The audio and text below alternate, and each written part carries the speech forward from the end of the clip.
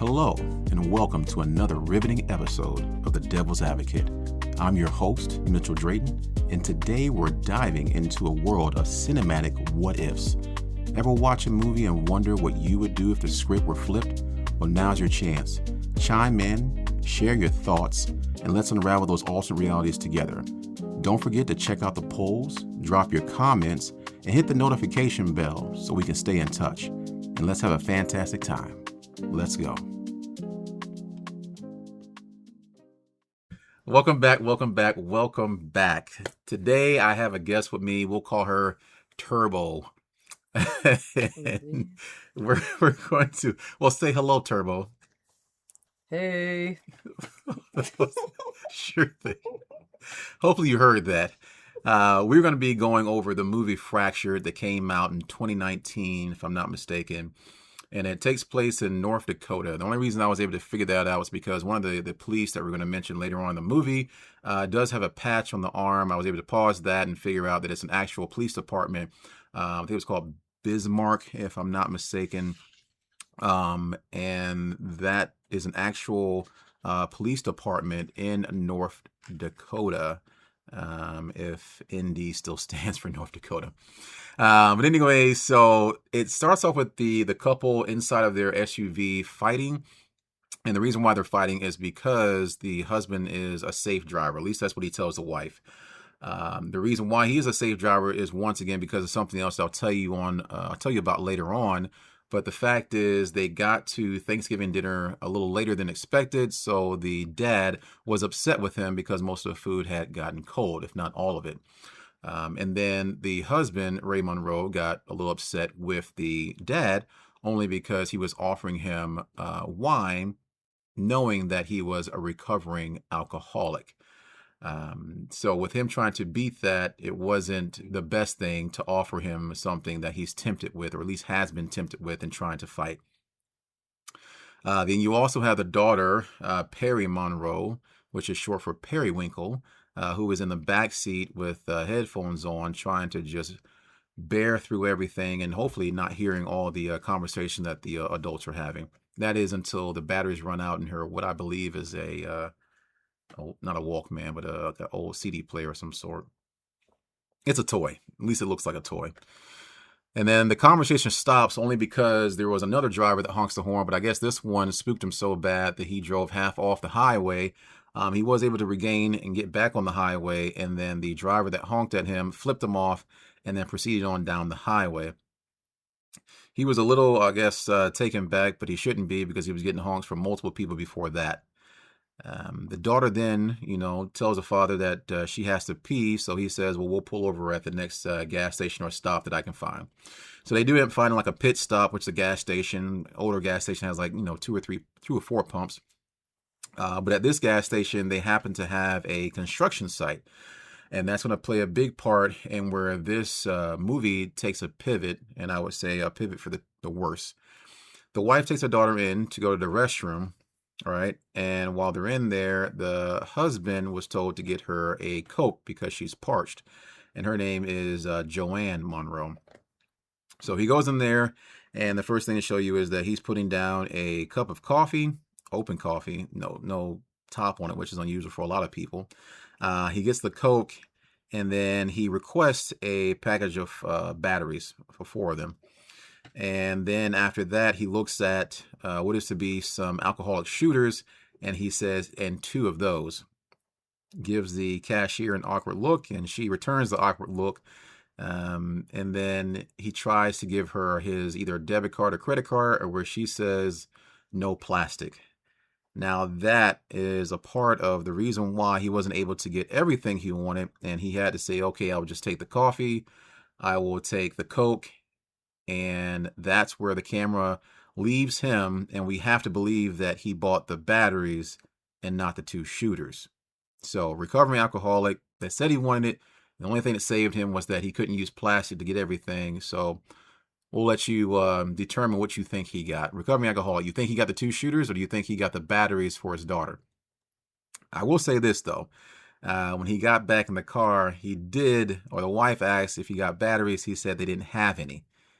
Now, it doesn't say that he didn't get them, It also doesn't say that he did not or did get the two shooters.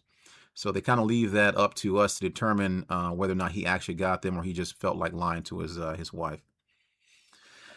And then the wife has to go back inside because the daughter is saying that she was she missing her Compact. compact. So it's like a little makeup thing for ladies. Ladies, I know you didn't need an explanation. For some of those guys out there, they did. So bear with me. And while doing so, she goes back inside with the daughter, or I'm sorry, by herself, and says that if she finds it, she won't be able to put her hands on it.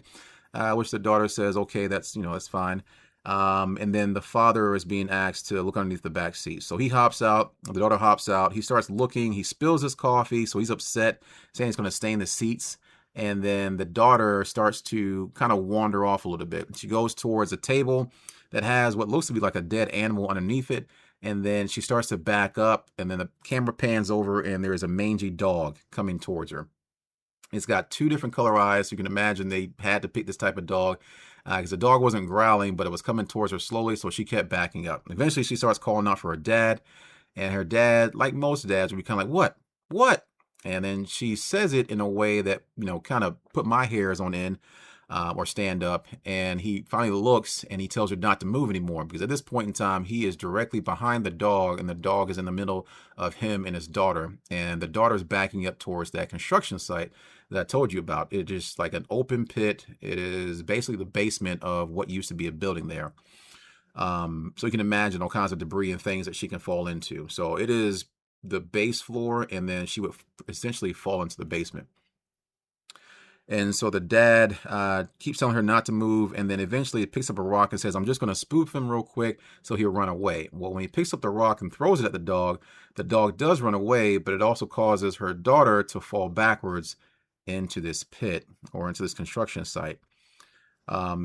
He jumps in after her, and then, of course, it just shows him banging his head on the ground and then lights her out. When he's coming to, his wife is screaming, and I believe the movie did say his ears were ringing at some point in time, and she's like, holding her daughter and screaming for, Ray to kind of come to and help her. She does eventually go over to Ray, and she starts like holding his head, screaming his name over and over again. And he doesn't come to. He's like in a daze of some sort, all by himself. And then he eventually like pushes her away and then turns around and then just closes his eyes. And then when he opens his eyes back up, it's because his daughter's calling his name once again, saying that her arm hurts. And her wife or his wife is saying that, Ray, we have to go to the hospital. So he tries to pick his daughter up once and she says, oh, no, Daddy, my arm hurts.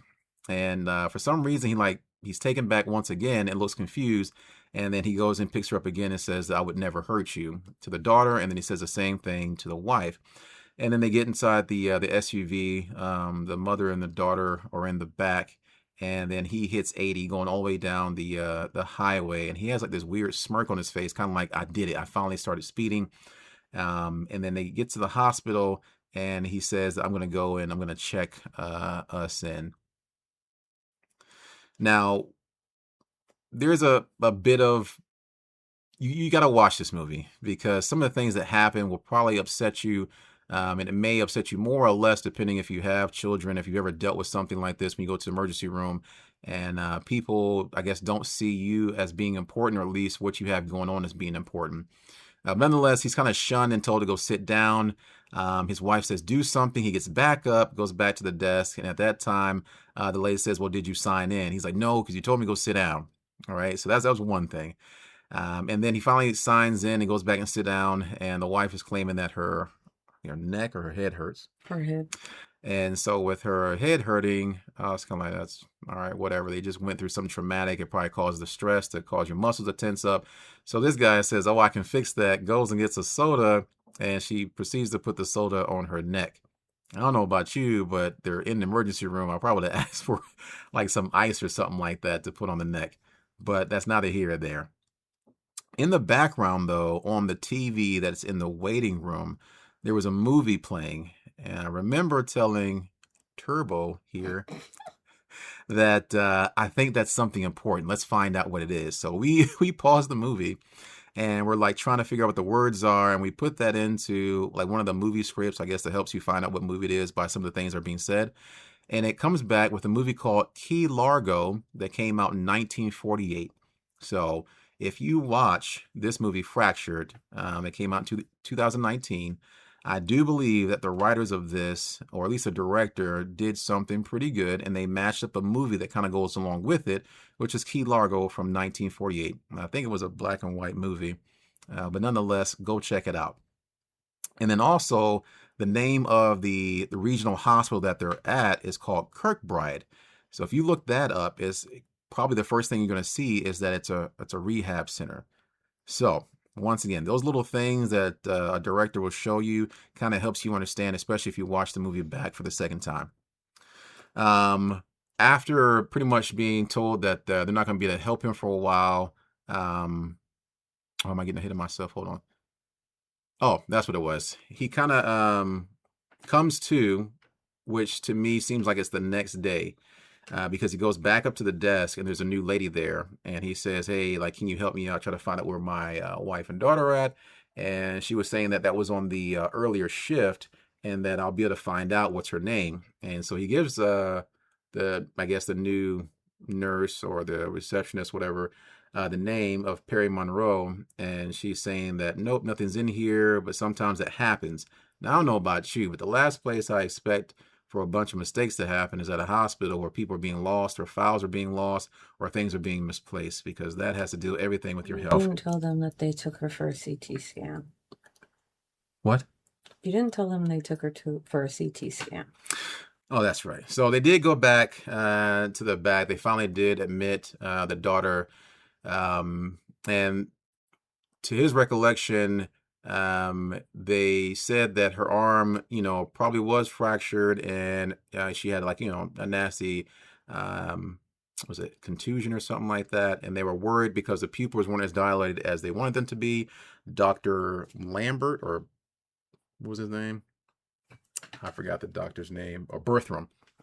Dr. Bertram, and so he wanted to do a CT scan. And so when they were walking back there, one of the other, what he thought was a nurse, probably was a doctor, said, "I can only take one other person back here." So he said, "Okay, you go, wife," which is Joanne. So they both go into an elevator in order to go get the CT scan for their daughter, Perry. And it closes. He waves, bye to him. And then I don't know, for him, something wasn't right, because he was like, well, all right, why is the elevator going down to the basement and then down again to the lower level? I don't know about you, but once again, to me, the lower level of a hospital is probably where they have like the morgue. So it's probably not the place where they should be taking people for a CT scan, but all hospitals are different. So it is what it is. And then fast forwarding back to him trying to figure out where his kids are at, because it's pretty much the next day. She says they're not in there, and he doesn't take no for an answer, because in his head he hears his wife say do something, and so he rushes through the doors when they do open, and then that's where everything starts to really unravel, as far as him going back there, ripping back some of the skirts or whatever, or not the waiting room, but some of the rooms, and people are being upset with him doing so. And then eventually he gets caught up with, and the security guard and I think a nurse that was on duty kind of like hold him and then try to ask him questions.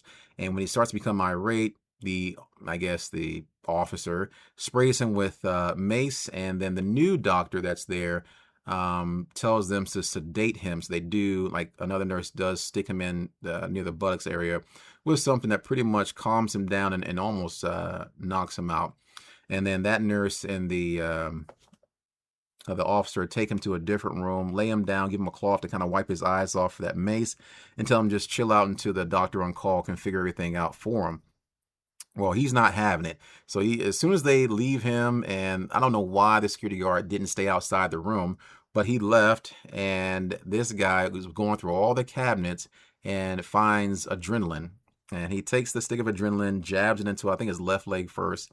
And I guess it wasn't doing enough for him. So he then finds two more and jabs both of them into both thighs.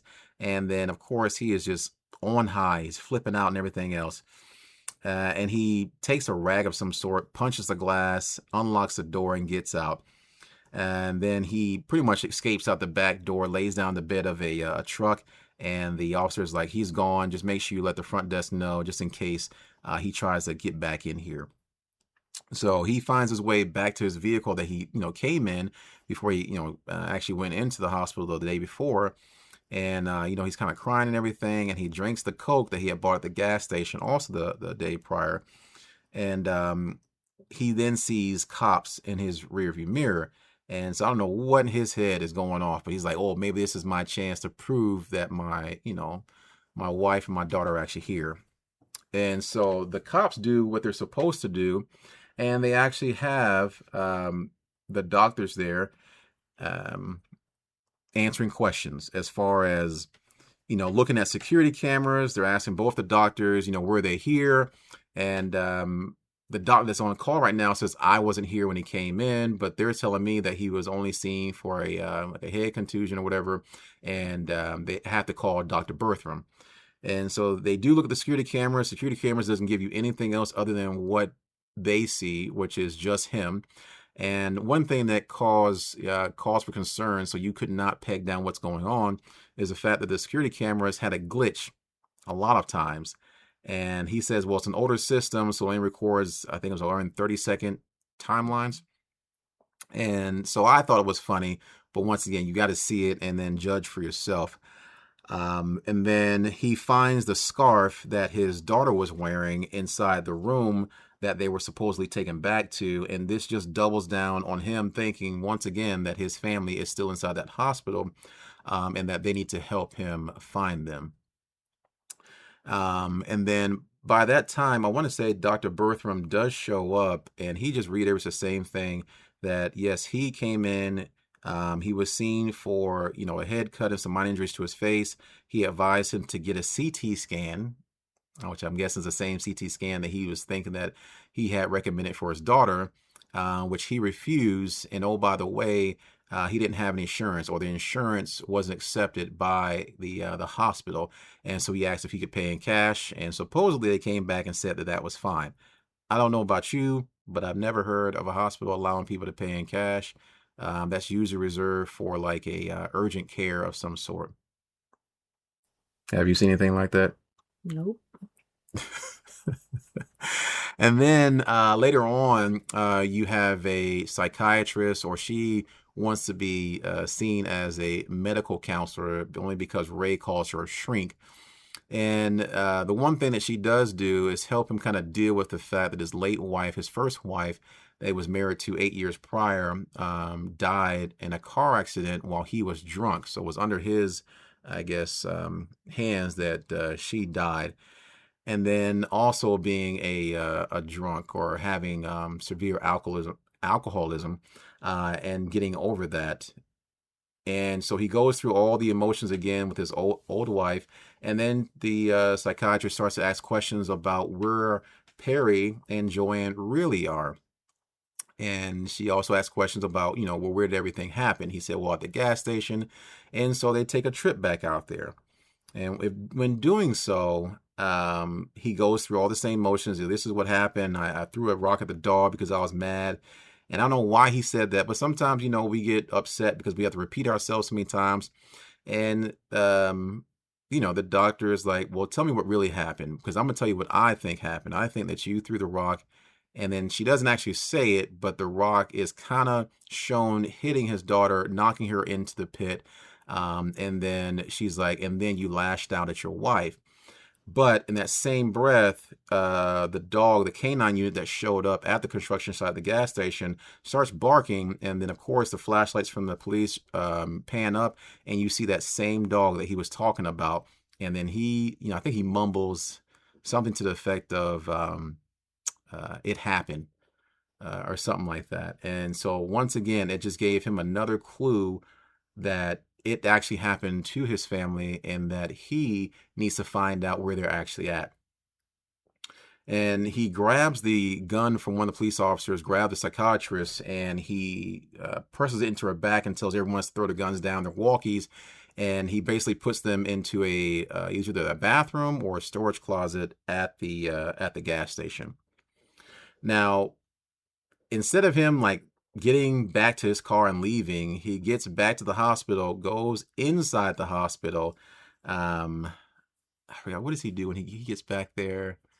And I think he gets down to the lower level because he takes the key card from the psychiatrist before leaving, and then finds out that in order to get down to the lower level, you need a special key. Okay. Yeah, you need the special key. And he didn't realize that. So when the elevator door opens back up, guess who's there? That dang cop from the hospital. And he pulls him inside because, I guess the cop was in shock that he was even there and inside a doctor's outfit. And they have a tussle while they're inside there. Now, while doing so, Ray gets the upper hand and chokes the police officer out. Once again, doesn't let you know whether or not he killed him or if he made him pass out, but he was able to gain access to the lower level with the keys from this police officer and start searching. The first room he goes into has 2 red stains and the bodies are covered up. And he pulls them back and the body is just gutted. There's no organs whatsoever inside the cavity. And then the next one has no eyes. And they bring up a part with Dr. Bertram says to his daughter Perry, "You have the most beautiful eyes I've ever seen." And then you can start to kind of see, like, I don't understand how all these things are kind of playing into one another. While he was getting checked into the hospital, one of the ladies was like asking him all the questions about, does he have insurance? Does his daughter want to be an organ donor? What's her blood type? Yeah, what's her blood type? And I think he just kind of spun that into his head. And then he goes to another room, or he hides a little bit because 2 doctors are walking down the hallway with like 3 containers that say organs, something to that effect. And then he finds the next room, and there are like 4 people working on what looked like his daughter. So, of course, he bursts in there, says, "Get back," which they do. But one nurse, or one helper, I guess, decides she's going to try and run and hit like an emergency button on the wall. He shoots quickly and hits a gas line of some sort. And then, so he grabs who he thinks is his daughter. And then he grabs his wife too. So I guess she was in the same room, but over to the side in a wheelchair, wheels her over there, puts his daughter in her lap. And then as he's going out, another nurse or doctor runs and grabs him, pulls him back into the room. Once again, I don't know who does that. He has a gun. You could die. And if he's about to leave, just let the man leave. Let the cops do what the cops do, even though they were just bested by the same guy. He ends up dropping the gun, but after the scuffle takes place, he's able to grab the gun. He shoots the light that's usually above the beds there, and that spark and mixed with that gas caused an explosion, and I don't know how. He was able to duck it, and the other 4 in the room get blown across the room. So they're incapacitated. He gets back over to the wheelchair and wheels his family out the door, safely puts them back into the back seat, and then takes off the doctor's coat, and they start driving away.